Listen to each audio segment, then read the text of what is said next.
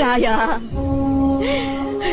ಕುತ್ತಿಗೆಗೆ ಹಗ್ಗ ಬೀಳೋ ಹೊತ್ತಿನಾಗು ಎದೆ ನಡಗದ ಹಾಂಗೆ ನಿಂತಿರೋ ಈ ನಿನ್ನ ಗುಂಡಿಗೆ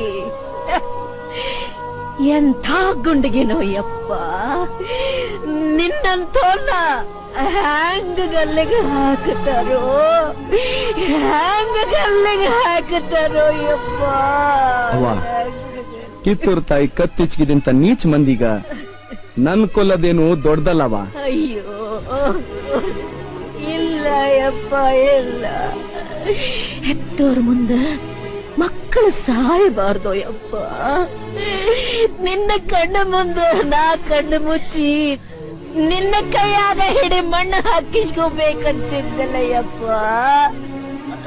ಅದ ನಿನ್ನ ತಾಯಿನ ಹಿಂದಕ್ಕೆ ಬಿಟ್ಟು ನೀ ಮುಂದೆ ಹೊಂಟು ಬಿಟ್ಟೆಲ್ಲೋರ.